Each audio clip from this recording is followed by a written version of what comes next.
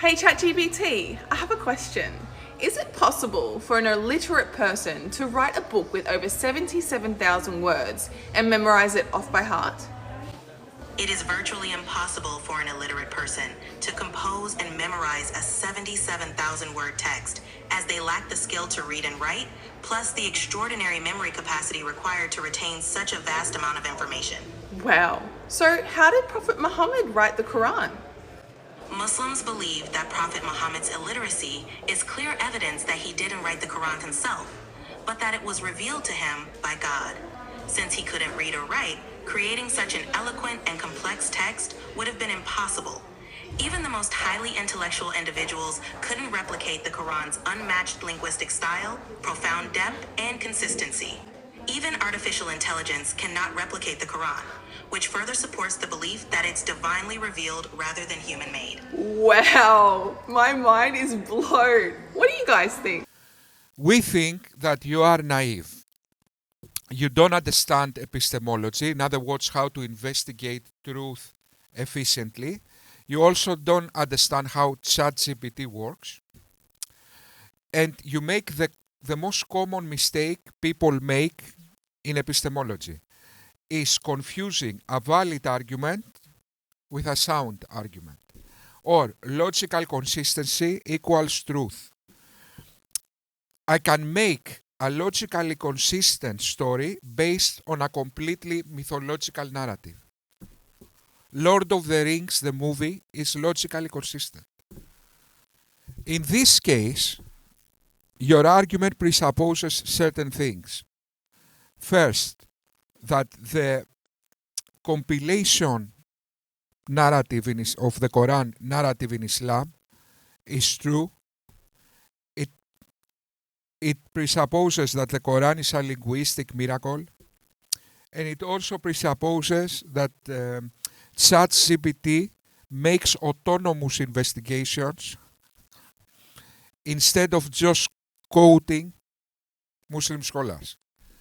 So the ChatGPT, my young lady, when you ask it a question, it doesn't analyzes the Quran and then sees although it is artificial intelligence, but its first response will be to search the internet and give you the most popular response to your question. You need to press it then to be able to see under the surface. Every time I use ChatGPT, I ask something, it says something, I said, yes, but, and very often it replies, you are right, and gives me the second response. So ChatGPT doesn't work like, maybe this young lady thinks that ChatGPT is like Star Trek. You know, the computers they have in Star Trek, who is, ultra intelligent. We haven't reached this level yet. So ChatGPT is artificial intelligence, but it's a very primordial type. So you ask something, it searches the internet, it gives you the response of Muslim scholars, and you make, I like when she makes this. Really? So now let me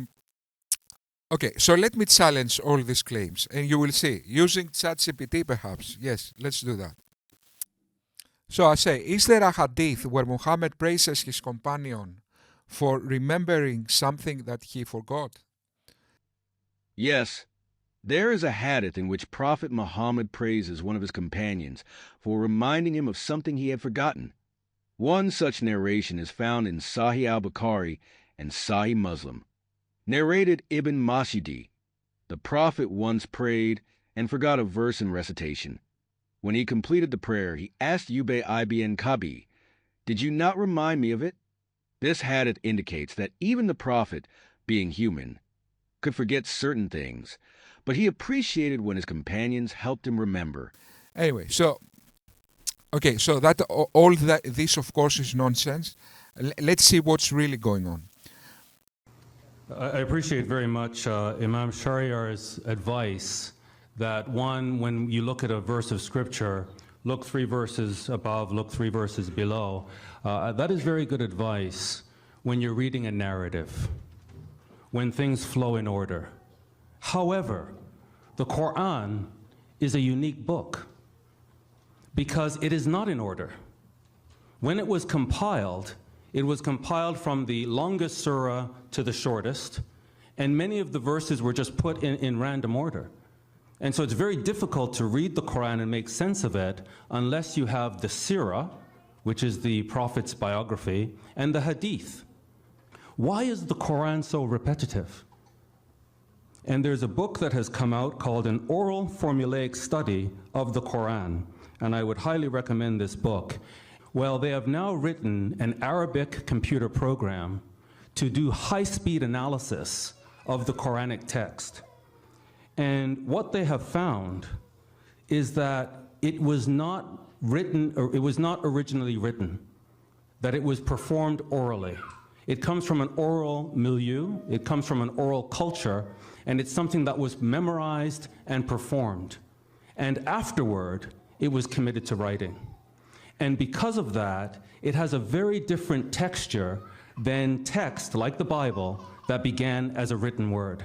So the notion that the Quran was written in heaven from eternity past and was then transferred to earth, basically that's been busted by this text. And they're able to trace and they analyze the whole text of the Quran very quickly, looking for the root. How many times do these patterns occur? If it's 20%, that's called a high oral density. The Quran scores 52%. So there's absolutely no doubt from this analysis that the Quran was never initiated as a written text. It was initiated as an oral performance. The Quran's literal structure is the same as Arab poets before it, used to memorize oral performances. So before the Quran, this kind of style of the Quran was used by Arab poets. Imagine the coincidence, eh? The Quran made in Arabia has exactly the same pattern of Arab poets before it. These Arab poets, what they used to do is they used to make oral performances. So they gather people around them and they make some kind of performance. It was not a musical performance. In these days in Arabia, poets were very popular. But in order to be able to memorize the poet, Lily, okay. Now let me show you the shock effect. So in order to memorize these poets, they had certain kinds of literal structure, okay, underlying linguistic patterns to help for the memorization. That's why it was so repetitive. Okay, so they used certain kind of patterns, linguistic, to be able to remember the poet. So that is the miracle. Okay, Muhammad, that we just saw that he forgot, in fact. Okay, and even the things he remembered because there was this underlying structure that, look now, that Muslims now identify these underlying linguistic patterns and call it a miracle. That is the Quranic miracle that no one can recreate.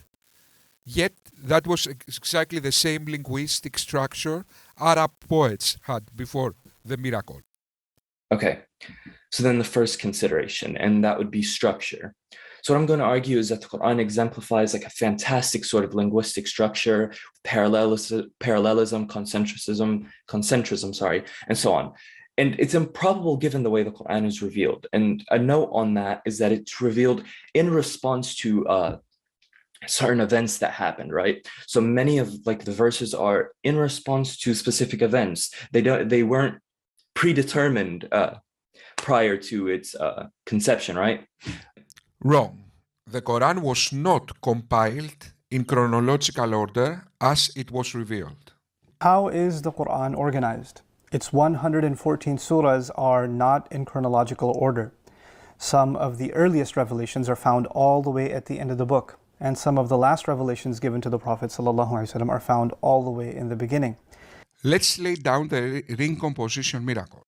Premise 1. The Quran reveals an underlying symmetry in subject order in certain surahs. Premise 2. How can Muhammad have this kind of hindsight as he was revealing in real time over his personal life? Conclusion. Therefore, there must have been divine prudence. Even if we accept the classical narrative about Muhammad's life and revelations, subject order and symmetry in the Quran has to do with the compilation, not revelation. And so that's for the sort of ring structure, parallelism, concentrism, these sort of structures that you wouldn't expect from this sort of text, right? Especially given a false prophet hypothesis where this person is just, he's just a lying, deceiving person, right? You wouldn't expect something like an excellent structure in there. You wouldn't expect something like ring structure or anything like that. On the contrary, you'd expect no structure at all. You probably wouldn't even expect it to be like a good linear structure, because he's just coming up with it as things go along. He doesn't know what's going to happen, right? You wouldn't even expect good linear or ring structure. Firstly, you say he was just coming up with it as things go along. Yet the Quran was compiled later and not in chronological order, according to Muhammad's revelations. The mere fact that you don't mention that demonstrates how naively you approach this issue. You wouldn't expect something like ring structure or anything like that. Then you say you wouldn't expect ring structure. Are you sure about that?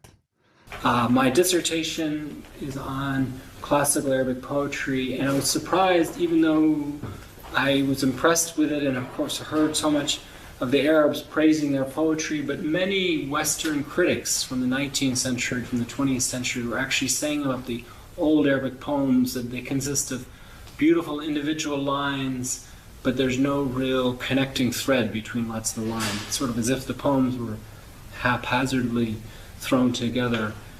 And my dissertation is on something called ring composition, where, and some of the professors and others have, arguing against this, of course, showing the poems, these great poems, are not just hodgepodges put together, but there's very much of a pattern to the way the lines are interconnected.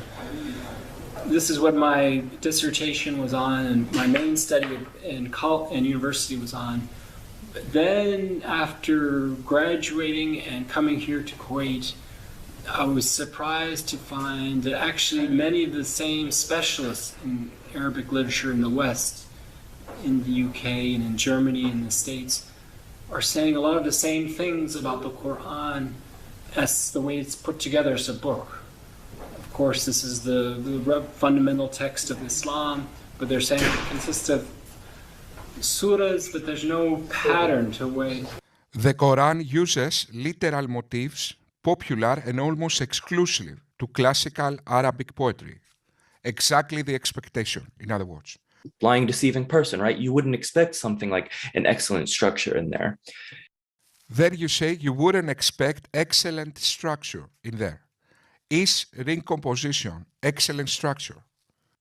Does ring composition addresses essence?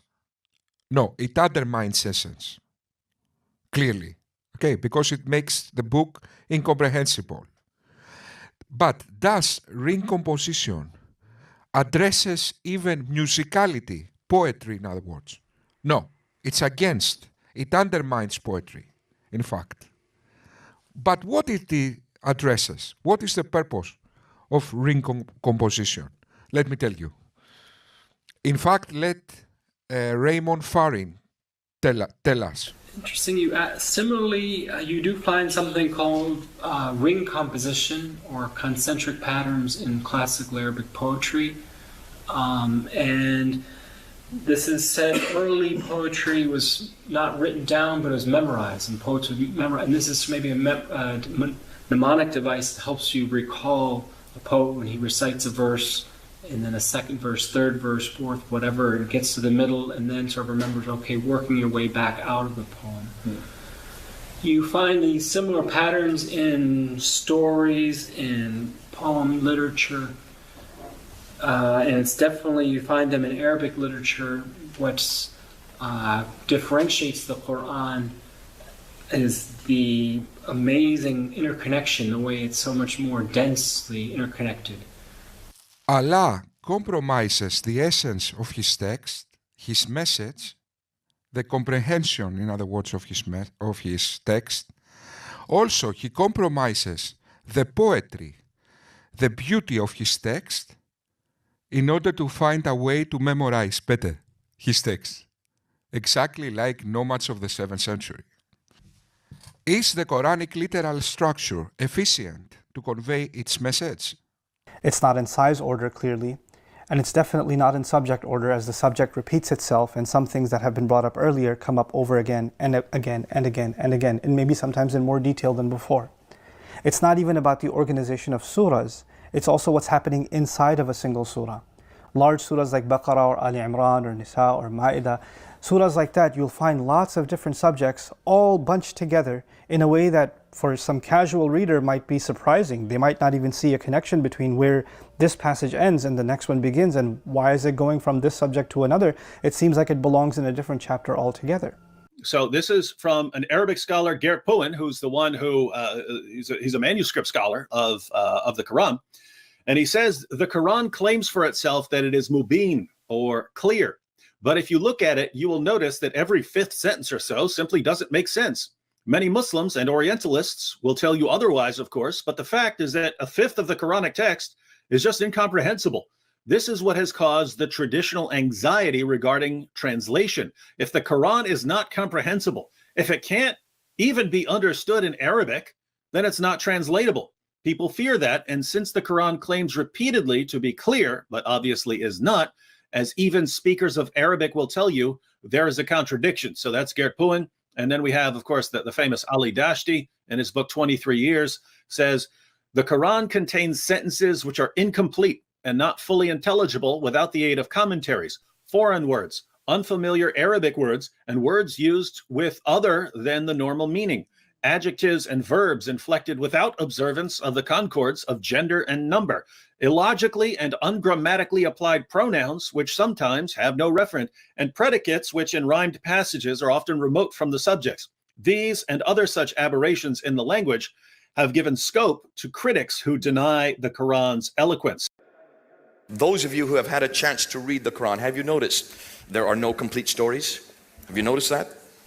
Have you noticed that when you read the Quran, it doesn't go, there's no theme that it follows? It jumps all over the place. It may start with John the Baptist, it may jump to Moses, then go back to Abraham, and then it may have something that come to another reference that you know nothing about, or it doesn't really begin or end. It assumes you already know the background to the story. And the Quran is full of that. It jumps all over the place. There's no chronology, there's no transitional phrases to help you to go from story to story. It's confusing, it's full of repetition, jumps all over from one topic to another, inconsistencies in its grammar, law, and theology. Verbs have been left out, adjectives have been left out in other places, and that's why it's so confusing for Muslims to read. In fact, 20% of the Quran is not even understood by the scholars. A fifth of this book, even the scholars don't understand. The literal structure of the Quran to the regular reader is so bad that it's almost incomprehensible. In response to that, there is some underlying textual symmetry. Few specialist scholars of Islam discover it over the course of history. Not apparent to the regular reader, but not even apparent to most scholars in history. Just recently made comprehensive by a book of Raymond Farin in 2014. Cool. Raymond Farin.